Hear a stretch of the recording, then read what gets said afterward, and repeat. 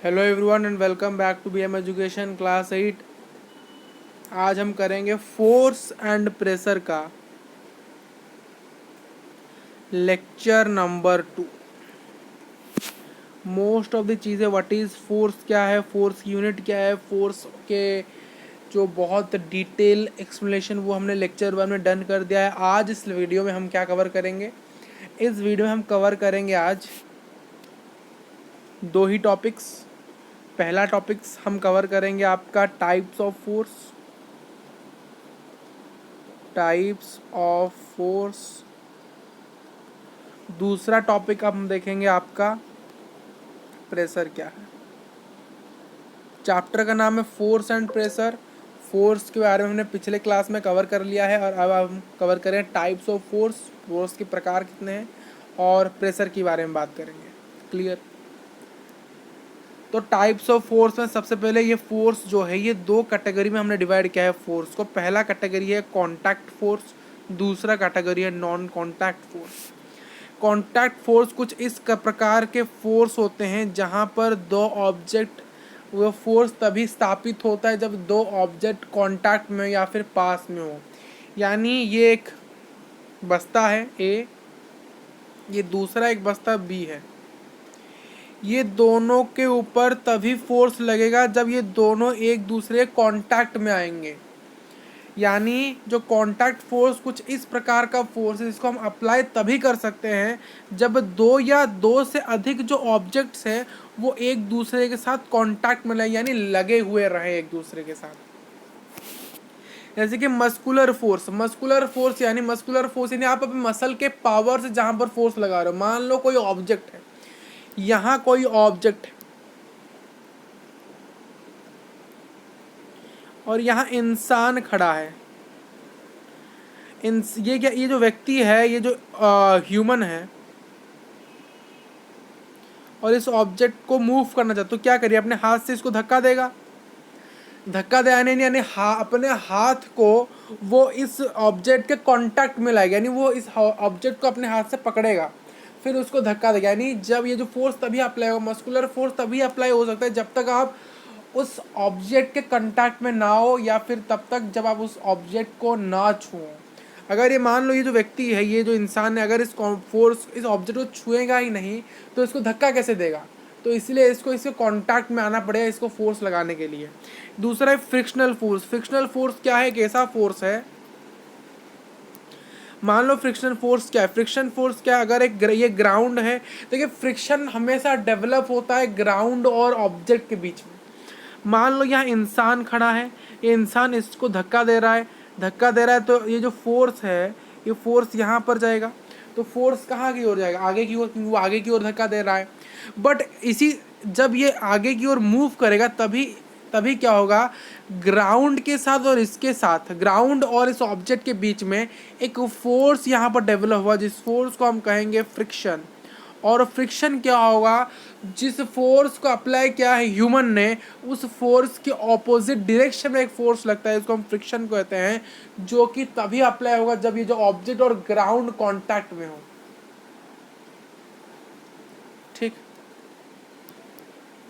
Next non contact force देखते हैं। Non contact force क्या है, ये इस प्रकार के फोर्स हैं जिनको हम अप्लाई तभी कर सकते हैं जब ऑब्जेक्ट्स, दो या दो से ज़्यादा ऑब्जेक्ट्स एक दूसरे कांटेक्ट में ना हो। जैसे कि मैग्नेटिक फोर्स। मैग्नेटिक फोर्स क्या है, आपको पता है एक मैग्नेट का एक नॉर्थ पोल होता है, एक साउथ पोल होता है। तो अगर हम क्या करें, मैग्नेट के नॉर्थ पोल को दूसरे मैग्नेट के नॉर्थ पोल के पास लेके सिर्फ चले जाए, इनको हम एक दूसरे से चिपकाएंगे नहीं, सिर्फ इनके पास ले आएंगे, यानी कांटेक्ट और नॉन कांटेक्ट को हम एक दूसरे के जस्ट थोड़ा सा दूर में रखेंगे, तो क्या होगा, इनके ऊपर रिपल्शन होगा, ये एक दूसरे से भागेंगे। मैं एक जगह पे नॉर्थ को रखूँ, एक जगह पे साउथ को रखूँ, ये दोनों एक दूसरे अट्रैक्ट करेंगे। इलेक्ट्रोस्टैटिक फोर्स क्या, वही चार्ज वाली फोर्स, जो फोर्स चार्ज अप्लाई करता है जब चार्ज रेस्ट में होता है, तो इसी फोर्स को हम कहते हैं इलेक्ट्रोस्टैटिक फोर्स। आइए देखते हैं कॉन्टैक्ट फोर्स क्या है, सभी इनके टाइप्स। कॉन्टैक्ट फोर्स कितने प्रकार के हैं, 3 प्रकार के हैं। क्या क्या बताओ, क्या क्या। पहला है आपका मस्कुलर, दूसरा है एयर रेजिस्टेंस, तीसरा है फ्रिक्शनल।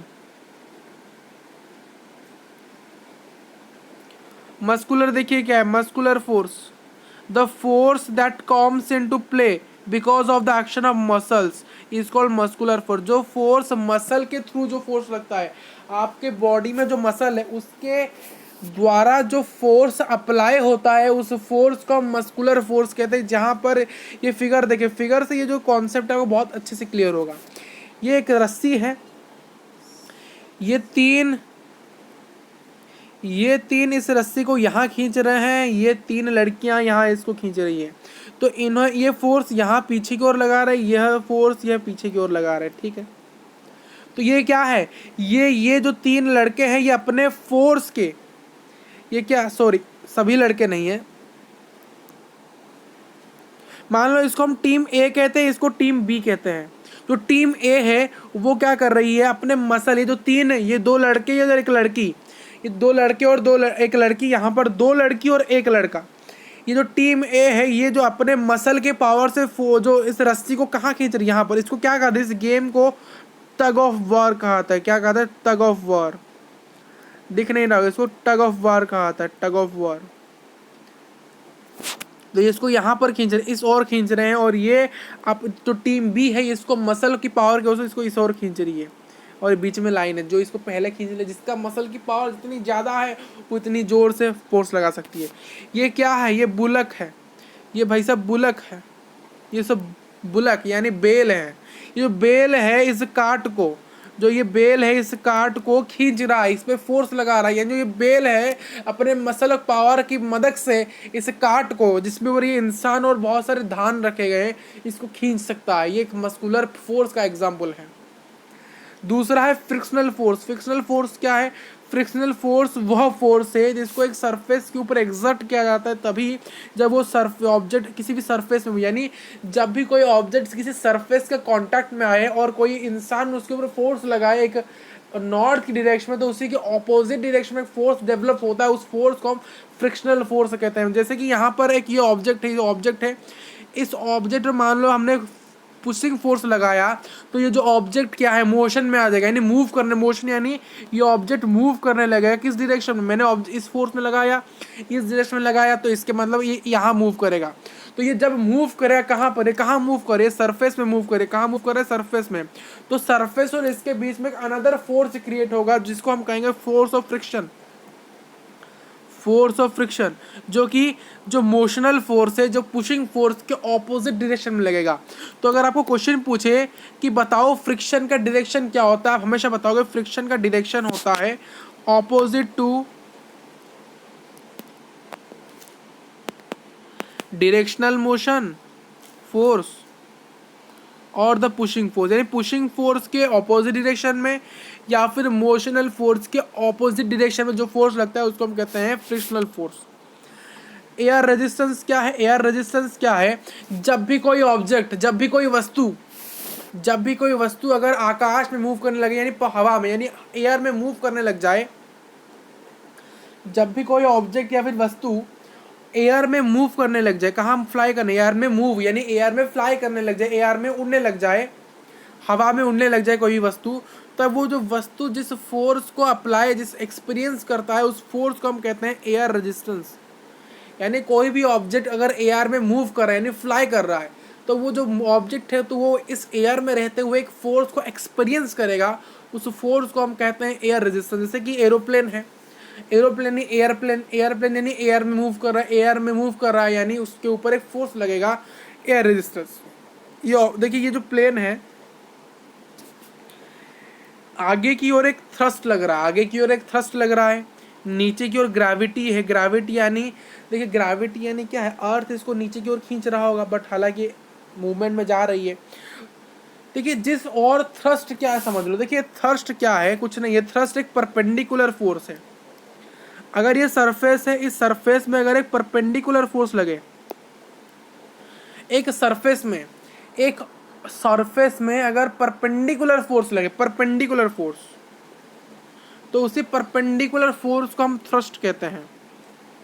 जब भी किसी ऑब्जेक्ट में कोई परपेंडिकुलर फोर्स लगे यानी जिसका थीटा 90 डिग्री का हो तो राइट एंगल बनाए जो फोर्स ए सरफेस के साथ जो भी फोर्स उसको फोर्स को हम थ्रस्ट कहते हैं। ठीक, देखिए एयर रेजिस्टेंस इस प्लेन के, देखिए अगर प्लेन देखिए कहाँ मूव कर रहा है, प्लेन इस डायरेक्शन में मूव कर रहा है। ठीक है, प्लेन इस डायरेक्शन में मूव कर रहा है, जो एयर रेजिस्टेंस है इधर मूव कर रहा है। देखिए एयर रेजिस्टेंस एक फ्रिक्शन की तरह है जो कि आकाश में लगता है। ठीक, यानी जैसे कि फ्रिक्शन क्या है, फ्रिक्शन जब कोई ऑब्जेक्ट सरफेस में होता है यानी अर्थ के सरफेस में जब कोई ऑब्जेक्ट हो तो उसके ऑपोजिट डायरेक्शन में जो फोर्स लगता है उसको हम कहते हैं फ्रिक्शन। जब भी कोई ऑब्जेक्ट अगर एयर में हो और एक जिस डायरेक्शन मूव करे उसके ऑपोजिट डायरेक्शन में फोर्स लगता है उसको एयर रेजिस्टेंस कहा था। यानी जब भी कोई ऑब्जेक्ट अगर एयर में मूव करने लग जाए यानी फ्लाई करने लग जाए तब वो एक फोर्स एक्सपीरियंस करता है, उसी फोर्स को हम एयर रेजिस्टेंस। अगर आपको भी मैं हवा में उड़ा दूँ, मान लो आप हवा में उड़ रहे हो तो आपके पूरे आप भी एक फोर्स एक्सपीरियंस करो, उस फोर्स को हम कहेंगे एयर रेजिस्टेंस। शुरू करेंगे अभी क्या, non contact force. Non contact force अभी शुरू करेंगे, नॉन कॉन्टैक्ट फोर्स। पहला है मैग्नेटिक फोर्स। जो फोर्स मैग्नेटिक ऑब्जेक्ट के द्वारा एग्जर्ट किया जाता है उसको हम मैग्नेटिक फोर्स कहते हैं। जैसे कि एक मैग्नेट में नॉर्थ पोल होता है, साउथ पोल होता है। नॉर्थ पोल और नॉर्थ पोल एक दूसरे को रिपल करेंगे, क्या करेंगे, रिपल।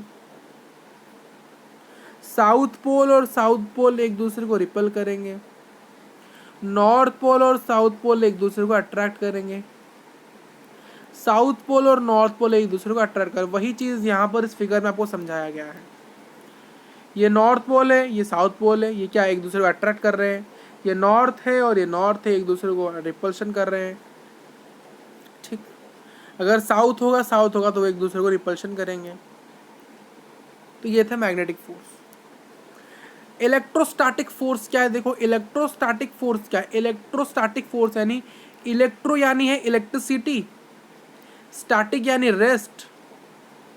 जब चार्ज रेस्ट में हो और उनमें जो फोर्स लगे उस फोर्स को हम कहते हैं एक इलेक्ट्रोस्टैटिक फोर्स। यानी जो फोर्स किसी चार्ज्ड पार्टिकल के द्वारा एग्जर्ट किया आता है यानी जो फोर्स चार्ज्ड पार्टिकल के ऊपर लगता है उस फोर्स को हम कहते हैं इलेक्ट्रोस्टैटिक फोर्स। देखिए चार्ज दो तरह का होता है, पॉजिटिव चार्ज, नेगेटिव चार्ज। तो जो पॉजिटिव चार्ज और पॉजिटिव चार्ज एक दूसरे के साथ है तो वो रिपल्शन दिखाएंगे, एक दूसरे को रिपेल करेंगे यानी रिपल्सन यानी रिपेल करना। नेगेटिव नेगेटिव एक दूसरे को रिपेल करेंगे, पॉजिटिव पॉजिटिव और नेगेटिव से अट्रैक्ट करेंगे। अगर न्यूट्रल चार्ज हो, दोनों ही न्यूट्रल चार्ज हो तो क्या होगा, वो सिंपली एक दूसरे की जगह खड़े ही रहेंगे। मान लो जैसे कि मैंने कहा पॉजिटिव पॉजिटिव रिपेल करेंगे, नेगेटिव नेगेटिव रिपेल करेंगे, पॉजिटिव नेगेटिव अट्रैक्ट करेंगे, नेगेटिव पॉजिटिव अट्रैक्ट करेंगे। अगर न्यूट्रल हो यानी 0 0 चार्ज हो तो वो अपने ही जगह खींचेगा, ना रिपल्शन ना अट्रैक्शन। न्यूट्रल चार्ज नाइदर सो रिपल्शन नॉर सो अट्रैक्शन। ग्रेविटेशनल फोर्स, ग्रेविटी जो फोर्स ग्रेविटी लगाता है यानी जो फोर्स अर्थ लगाता है, इट इज अट्रैक्टिव फोर्स।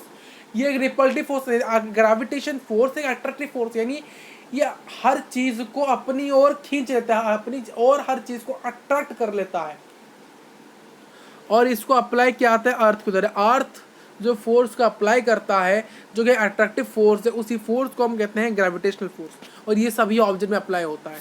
इसलिए अगर आप बॉल के ऊपर को, आपने क्या किया, बॉल को ऊपर फेंका स्काई की ओर, बट कुछ समय के बाद वो फिर से नीचे आके लगता है। क्यों फिर से ग्राउंड आता है, क्योंकि अर्थ उसको खींच रहा होता है। ठीक, मान लो आप एक बिल्डिंग से आपने छलांग मारी, बिल्डिंग से 3 फ्लोर की बिल्डिंग से हमने छलांग मारी। आप सोचो कि हम छलांग मार के ऊपर चलेंगे स्काई के ऊपर, बट आप ऊपर ना जाके आप क्यों किसी भी फ्लोर से अगर छलांग लगाते हो आप उस फ्लोर के ऊपर ना जाकर नीचे क्यों आते हो। यानी एक फ्लोर यहाँ है, यहाँ आप खड़े हो, यहाँ से हमने छलांग मारी, आप सोचोगे आप ऊपर जाओगे बट आप नीचे जा रहे हो। नीचे क्यों जा रहे हो, क्योंकि जो अर्थ है, अगर मान लो आपने कूद लिया, आप यहाँ आ गए तो क्या होगा, यहाँ पर एक फोर्स आपके ऊपर लगेगा। किसकी ओर, अर्थ की ओर से। अर्थ नीचे है तो अर्थ की ओर से एक फोर्स लगेगा आपके ऊपर, अट्रैक्टिव फोर्स। अर्थ क्या करेगा, आपको नीचे की ओर खींचेगा यानी आपको ग्राउंड की ओर खींचे। जैसे कि इस इंसान ने क्या किया, इन इंसान ने क्या किया, इस बॉल को ऊपर की ओर खींचा, फेंका। कुछ समय के बाद क्या होगा, ये जो बॉल है ये ग्राउंड की तरफ आएगा। क्यों? क्योंकि ये जो अर्थ है इस पर एक अट्रैक्टिव फोर्स लगा रहा है, ग्रेविटेशनल फोर्स है, जिसके कारण ही नीचे, जिसके कारण ग्रेविटी के कारण ही नीचे आ रहा है। Last topic is the pressure. Pressure क्या है और चैप्टर कंप्लीट। ये एक फोर्स है, ये जो कि एक यूनिट एरिया पर एक्टिंग करता है। जो फोर्स किसी यूनिट एरिया पर एक्टिंग करे उस फोर्स को हम प्रेशर कहते हैं। देखिए, not only magnitude of the forces but the area upon which is affects the change. देखिए, जो फोर्स है वो किस पे डिपेंड्स करता है, फोर्स एरिया में डिपेंड्स करता है और प्रेशर में डिपेंड, सॉरी, प्रेशर जो है वो फोर्स में डिपेंड्स करता है और एरिया में डिपेंड करता है। तो सिर्फ फोर्स के मैग्नीट्यूड से प्रेशर नहीं होता है, एरिया का भी यहाँ पर अफेक्ट है प्रेशर के ऊपर। और जो फोर्स किसी यूनिट एरिया यानी 1 मीटर स्क्वायर, 1 मीटर स्क्वायर के एरिया पर जो फोर्स लगे उस फोर्स को हम प्रेशर कहते हैं। जो प्रेशर क्या है, वो ऑब्जेक्ट टू ऑब्जेक्ट डिपेंड्स करता है और वैरी करता है। अगर सरफेस स्मॉल है तो जो प्रेशर होगा वो बड़ा होगा। अगर ऑब्जेक्ट स्मॉल है, देखिए, जो प्रेशर का फॉर्मूला क्या है, प्रेशर को हम P से डिनोट करते हैं, याद है? प्रेशर को हम P से डिनोट करते हैं, तो P is equal to force upon area. जो प्रेशर का फॉर्मूला है P is equal to force upon area, तो इस फॉर्मूले से हम कह सकते हैं जो प्रेशर है वो डायरेक्टली प्रोपोर्शनल है फोर्स को, और जो प्रेशर है वो इनवर्सली प्रोपोर्शनल है एरिया का। अगर एरिया बढ़ेगा, अगर एरिया बढ़ेगा, अगर एक सरफेस का एरिया बढ़ेगा तो उस पर फोर्स उतना ही कम लगेगा।